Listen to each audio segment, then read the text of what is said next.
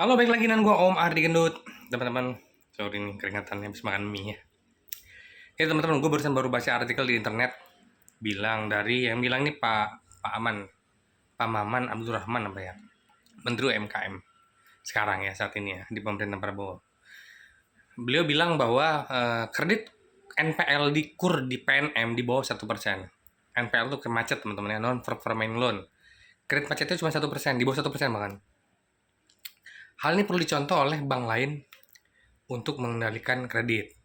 Salah satunya itu adalah dengan pendampingan. Nah, gue pernah bahas tentang pendampingan debitur itu dari tahun lalu kan salah. Sebenarnya apa yang terjadi sih, teman-teman? Kalau misalkan pendampingan tuh bener nggak sih efektif itu pendampingan ya? Kalau menurut gue pribadi ya, sebagai seorang yang pernah bekerja di dunia perkreditan ya dulu ya, UMKM, KUR dan lain-lain. Pendampingan tuh nggak ngaruh apa-apa kok sebenarnya teman-teman. Makanya gue bingung tuh pendampingan tuh seperti apa. 1% profit PNM itu untuk pendampingan. Pendampingan apa? Karena menurut gue nggak ngaruh dan nggak berjalan juga. Karena apa? Pada dasarnya kita ambil contoh lah kredit PNM untuk kurnya maksimal berapa? Mungkin saya nggak tahu ya maksimal PNM berapa untuk kur. Mungkin 25 atau 50 juta mungkin ya. Sedangkan bank-bank lain, misalkan bank BUMN lah ya, misalkan BNI, Mandiri, BRI, itu bisa sampai 500 juta. Tentu saja kredit bermasalah akan lebih besar. Ya, kalau di bank lain pasti akan lebih besar. Secara nominal pun angkanya lebih besar kok. Pasti kredit bermasalah juga pasti lebih besar. Tapi om persentase ini kan om? Ya betul. Yang dibahas kan persentasenya. Kenapa di PNM itu 1%, di bank lain tuh di atas 1% misalkan kan? Atau 2%. Gini teman-teman ya. Kalau teman-teman ngajuin punya kredit kur 25 juta, atau 50 juta lah, 50 juta. Maksimal misalkan 3 tahun kreditnya. 3 tahun, oke? Cicilan 3 tahun itu kurnya 1,5 juta. Bandingkan sama yang misalkan ada orang dikasih kredit kur 500 juta dalam waktu 4 tahun. Itu kalau nggak salah cicilannya 500 juta 4 tahun itu 12 juta kalau nggak salah. Tapi kan skala usahanya berbeda. Oke, skala usahanya berbeda. Satu cicilannya 1,5 juta, satu cicilannya 12 juta. Skala usahanya pasti beda-beda pasti. Cuma gini ya teman-teman ya.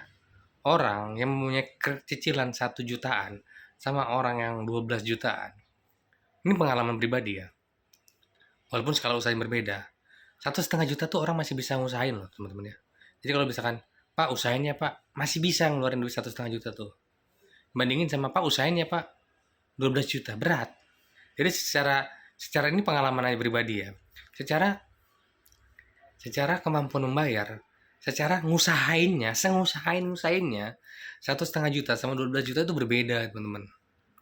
Sehingga apa? Kredit yang dikasih besar, kur dikasih besar, itu akan memiliki risiko gagal bayarnya lebih tinggi dibanding yang 5 juta, 10 juta, 15 juta. Karena apa?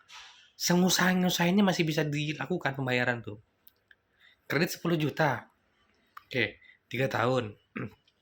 Berarti cicilan cuma 400 ribu misalkan. Orang masih bisa nyari pinjam sana pinjam sini dapat 400 ribu.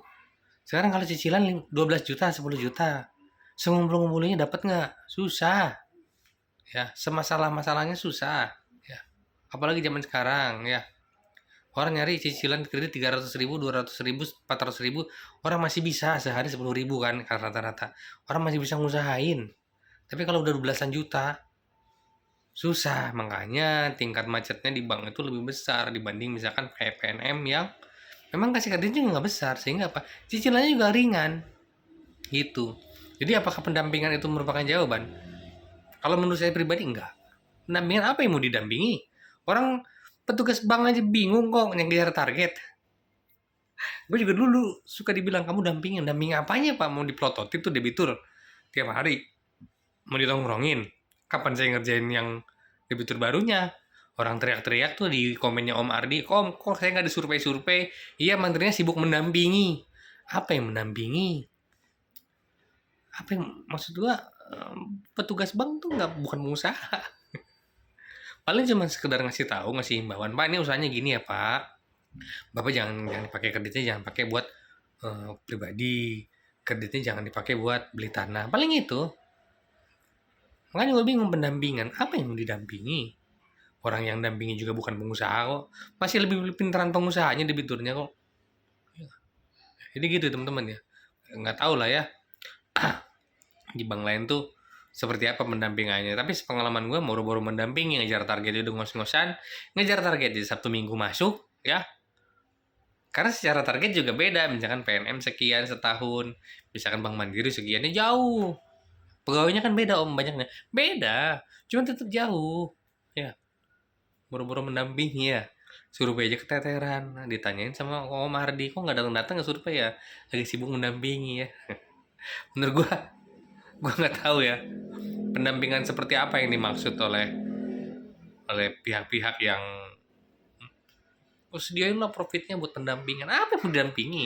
Pendampingan nalangin cicilan gitu. Hah? Berapa banyak mantri petugas bank yang nalangin bulanan? Berapa banyak? Teman-teman juga mungkin ada yang ditalangin dulu sama mantrinya, sama petugas banknya, cicilan angsuran, ngaku aja lah ya. Jadi nggak usah, itu maksud gua agak kesel kan statement 1% profit untuk pendampingan. Apa pendampingan?